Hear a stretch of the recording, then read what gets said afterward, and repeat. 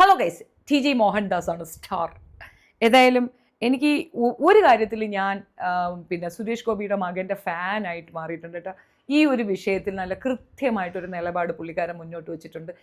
പെൺകുട്ടികളുള്ള വീട്ടിൽ, അമ്മമാരുള്ള വീട്ടിൽ, അമ്മയെ സ്നേഹിക്കുന്ന മക്കൾക്ക് ഒരിക്കലും ഈ മോഹൻദാസിൻ്റെ സ്റ്റേറ്റ്മെൻറ്റ് അംഗീകരിക്കാൻ പറ്റത്തില്ല. ആര് തന്നെയായാലും എന്ത് രാഷ്ട്രീയമാണെങ്കിലും വൃത്തികെട്ട ഒരു സ്റ്റേറ്റ്മെൻ്റ് ആണ് പറഞ്ഞത്. ലോകത്ത് ഏതെങ്കിലും ഒരു സ്ത്രീ അയാൾ പറഞ്ഞതുപോലെ ഒരു സ്റ്റേറ്റ്മെൻറ്റ് ആഗ്രഹിക്കുമോ എന്ന് എനിക്കറിയത്തില്ല. ഒരു പെണ്ണുങ്ങളും ആഗ്രഹിക്കത്തില്ല എന്നുള്ളതാണ്.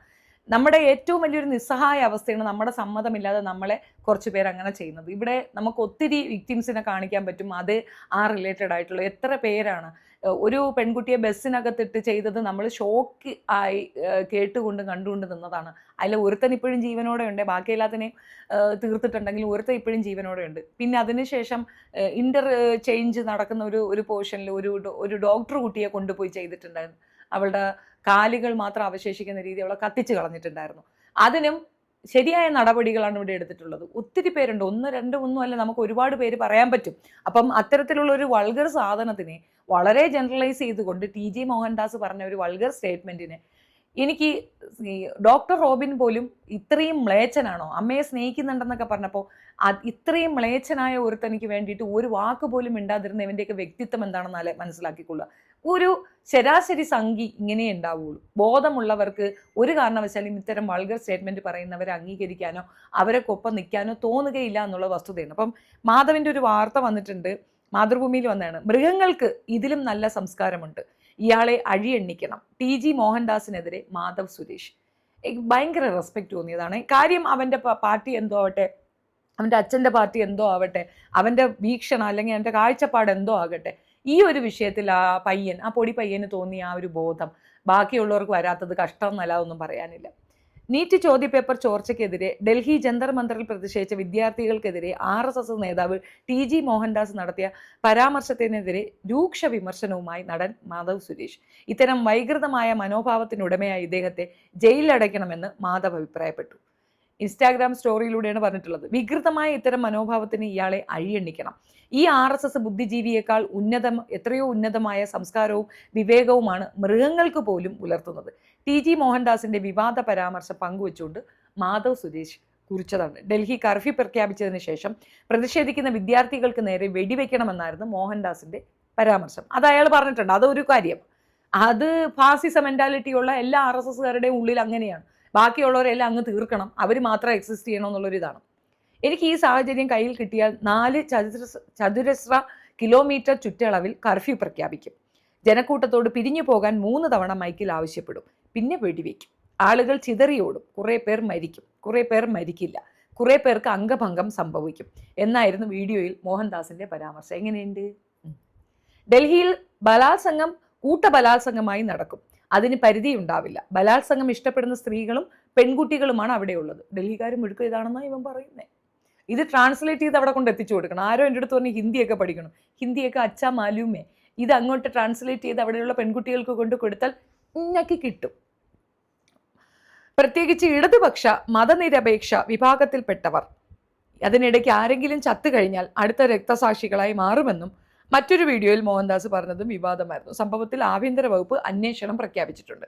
സൈബർ സെൽ IG P പ്രകാശാണ് അന്വേഷണം നടത്തുക. കേസ് പോയിട്ടുണ്ട്. 3-4 പേര് ഒന്നിച്ച് കേസ് കൊടുത്തിട്ടുണ്ട്. മാസീവ് പെറ്റീഷൻ പോയിട്ടുണ്ട്. സ്ത്രീപക്ഷവാദികളെന്ന് അവകാശപ്പെടുന്ന കുറച്ച് പേര് മൗനമായിട്ടിരിക്കുകയാണ്. കാരണം സംഘപക്ഷമാണ് അവരുടെ, അല്ല സ്ത്രീപക്ഷമൊന്നുമല്ല. ഈ ദുർഗാവാഹിനികളെന്ന് അവകാശപ്പെടുന്ന പെണ്ണുങ്ങളൊക്കെ ഉണ്ട്. നിങ്ങൾക്ക് ആർക്കും ഇതൊരു ഫീലിംഗും തോന്നിയില്ലേ? വല്ലാത്ത ജാതി മെന്റാലിറ്റി തന്നെയാണ്. എന്തായാലും ഇതിനെക്കുറിച്ച് വിനായകൻ ഒരു പോസ്റ്റ് ഇട്ടിട്ടുണ്ട്. എനിക്കത് അങ്ങ് ഇച്ഛ പിടിച്ചു. ചില ഇടങ്ങളിൽ ഹാഷായിട്ട് തന്നെ മറുപടി കൊടുക്കണം. ചിലർക്ക് മനസ്സിലാകുന്നത് ആ ഭാഷയാണ്. ഇപ്പോൾ മാധവ് സുരേഷ് പറഞ്ഞത് ഒരു ഭാഷയാണെങ്കിൽ അത് എത്തേണ്ടടുത്ത് എത്തത്തില്ല, കൃത്യമായി ബോധ്യപ്പെടുത്തില്ല. പക്ഷേ വിനായകൻ പറഞ്ഞത് കൃത്യമായിട്ട് എത്തി നൊന്തു. വിനായകനെ കേസിൽ കൊടുക്കാൻ നടക്കുകയാണ്. മോശപ്പെട്ട പദപ്രയോഗങ്ങൾ നടത്തിയെന്ന്. ആണോ? മോശപ്പെട്ട പദപ്രയോഗങ്ങളാണോ ഇത്? ഇത്തരത്തിൽ വൾഗാരിറ്റി കാണിക്കുന്നവർക്കെതിരെ കർശനമായ നടപടിയാണ് എടുക്കേണ്ടത്. അല്ലാതെ അതിനെതിരെ സംസാരിക്കുന്നവർക്കെതിരെയല്ല നടപടി വരേണ്ടത്. അത് ബോധമുള്ളവരടുത്തല്ലേ പറയാൻ പറ്റൂ. ദുർഗാഭാഗിനികൾക്ക് എന്ത് ബോധം? വിനായകന്റെ പോസ്റ്റ് ഇതാണ്. നിന്റെ അമ്മ ബലാത്സംഗം ചെയ്യിച്ച് നിന്നെ ഉണ്ടാക്കിയ പോലല്ല മറ്റുള്ള സ്ത്രീകൾ. ഈ നാട്ടിലുള്ള സ്ത്രീകളും അമ്മമാരും നിന്റെ അമ്മയെ പോലെ ബലാത്സംഗം ഇഷ്ടപ്പെടുന്നില്ലടാ. തീട്ടും വീണുണ്ടായ മരപ്പെട്ടാന്ന്. പൊളിറ്റിക്കലി ഇൻകറക്റ്റ് ആണ്. അതായത് ബയോളജിക്കലി അങ്ങനെയൊന്നും ഉണ്ടാകും, ഷിറ്റ് വീണാരും ഉണ്ടാകാറില്ല.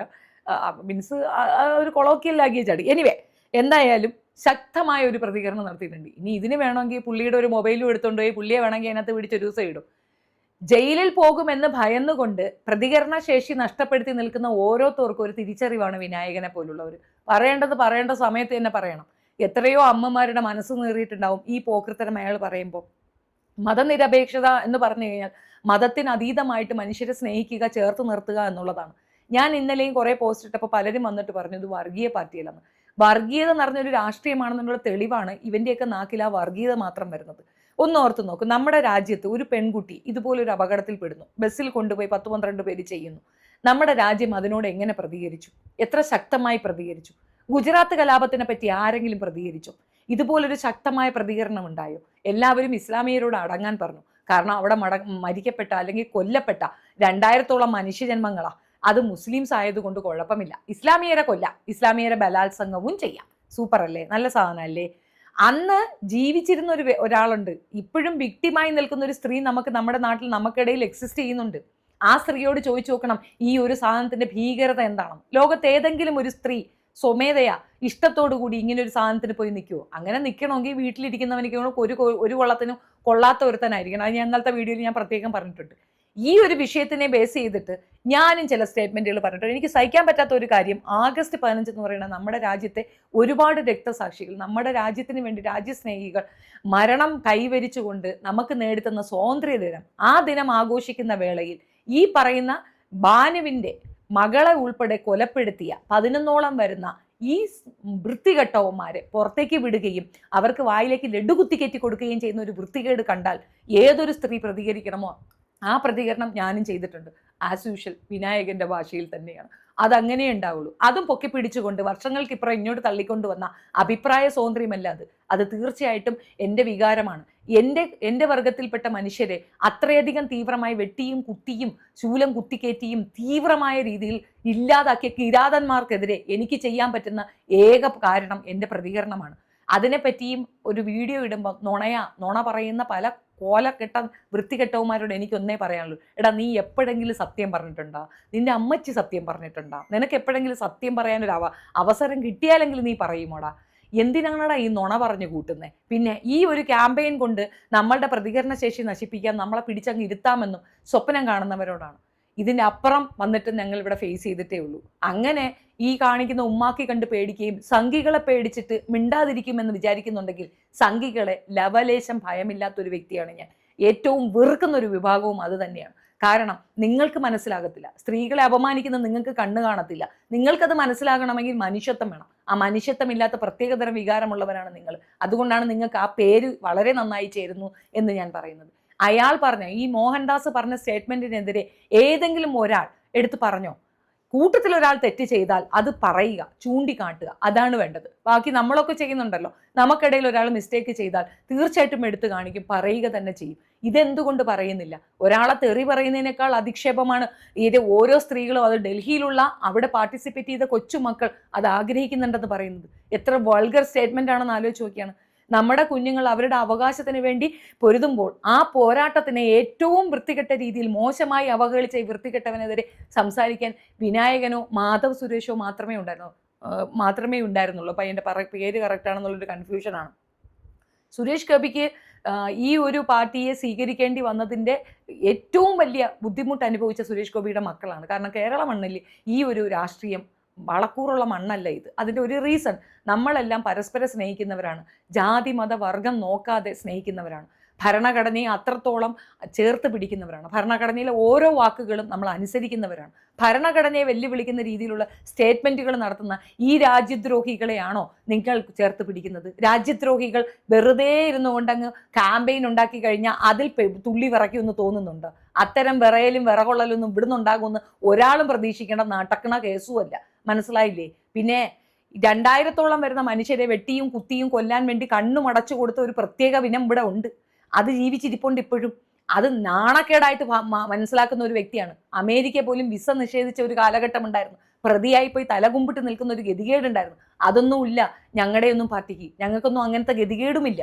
അത് മനസ്സിലാക്കുക. സ്ത്രീത്വം എന്താണെന്ന് മനസ്സിലാകണമെങ്കിൽ സ്ത്രീകൾക്കൊപ്പം ജീവിക്കണം, കൂടെ സ്ത്രീകൾ ഉണ്ടായിരിക്കണം, അമ്മ ഉണ്ടായിരിക്കണം, അമ്മയെ സ്നേഹിക്കണം, അമ്മയെ കരുതണം.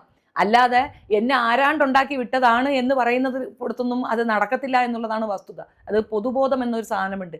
പറഞ്ഞിട്ടും കാര്യമില്ല. ചങ്കികൾക്ക് എന്ത് പൊതുബോധം? ശാഖയിൽ എന്ത് പാപ്പിക്കണോ അതല്ലേ ഉള്ളൂ. അല്ലാതെ സ്ത്രീകളെ കൂടെ കൊണ്ട് നടക്കുക അല്ലെങ്കിൽ സ്ത്രീകളുമായിട്ടുള്ള സഹവാസമൊന്നും ഇവറ്റകൾക്കില്ലല്ലോ. ഇവറ്റകൾക്ക് ഒരൊറ്റ ഇതേ ഉള്ളൂ, ഈ പറയുന്ന ഇസ്ലാം വംശജരെ അങ്ങോട്ട് തീർത്ത് കെട്ടുക, അല്ലെങ്കിൽ അവർ മാത്രം മതി എന്നുള്ള ഒരു ലെവലിലാണ് അവരെപ്പോഴും സംസാരിക്കുന്നത്. സോ അതിനെതിരെ ശക്തമായിട്ട് തന്നെ പ്രതികരണങ്ങൾ ഉണ്ടാകും. ആ പ്രതികരണങ്ങൾ ഉറച്ചു തന്നെ നിൽക്കും. വിനായകനൊപ്പം തന്നെയാണ്. വിനായകൻ പറഞ്ഞതിൽ ഒരു തെറ്റുമില്ല. അത് ഇവിടെയുള്ള ലക്ഷക്കണക്കിന് കോടിക്കണക്കിന് സ്ത്രീകളുടെ ശബ്ദമാണ് അയാളുടെ വായിൽ കൂടെ വന്നത്. ഞങ്ങളുടെയൊന്നും വീട്ടിലെ പെണ്ണുങ്ങൾ ഇതുപോലെ അങ്ങനെ ജീവിക്കാൻ ആഗ്രഹിക്കുന്നില്ല. അങ്ങനെ ഒരു ഫ്രസ്ട്രേഷൻ ലെവൽ ഞങ്ങൾക്ക് ആർക്കും ഒരാൾക്കുമില്ല. ചിലപ്പോൾ ഈ മോഹൻദാസിന്റെ വീട്ടിലുള്ള പെണ്ണുങ്ങൾക്ക് അത് ആഗ്രഹിക്കുന്നുണ്ടാവും. പ്രത്യേകിച്ച് മോഹൻദാസിന്റെ പെണ്ണും പിള്ളയ്ക്ക് അത് ആഗ്രഹം ഉണ്ടാവും. അതിന്റെ റീസൺ മറ്റൊന്നുമില്ല, അയാൾ പറഞ്ഞത് തന്നെയാണ്. അയാളെ കൊണ്ട് കഴിവില്ല, അതുകൊണ്ടായിരിക്കാം അങ്ങനെയൊക്കെ ചിന്തിക്കുന്ന പെണ്ണുങ്ങൾ അയാൾ കാണുന്നത്. ഞങ്ങളുടെയൊന്നും വീട്ടിൽ അങ്ങനത്തെ ഒരു ബുദ്ധിമുട്ട് ഇതുവരെയും ആരും പറഞ്ഞു കേട്ടിട്ടില്ല. ഞങ്ങൾക്ക് ആർക്കും അങ്ങനെയൊന്നും തോന്നാറുമില്ല. എന്തിനാണ് ഈ വൃത്തികേടുകൾ പറയുന്നത്? ഈ ഒരു മുന്നേറ്റം തീർച്ചയായിട്ടും അതൊരു നല്ല കാര്യം തന്നെയാണ്. ഞാൻ ഇപ്പോഴും പറയുന്നു, അതിനകത്ത് പൊളിറ്റിക്സ് കാട്ടേണ്ട കാര്യമില്ല. ഒരാവശ്യം വന്നാൽ പൊതുസമൂഹത്തിന്റെ സപ്പോർട്ടോടുകൂടി ആ ആവശ്യം നേടിയെടുക്കാൻ കുട്ടികളെ കൊണ്ട് സാധിച്ചിട്ടുണ്ടെങ്കിൽ അത് മറ്റുള്ളവർക്കും സാധിക്കും. അവരവരുടെ ഫൈറ്റ് തനിച്ച് നേരിടുക എന്നുള്ളതാണ്. കുഞ്ഞുങ്ങളെ മുൻനിർത്തി ജയിക്കാൻ നിൽക്കേണ്ട. അതാണ് ഞാൻ പറഞ്ഞത്, അവരെ കൊണ്ടുവന്ന് ഈ രാഷ്ട്രീയത്തിൽ ഇറക്കരുത്.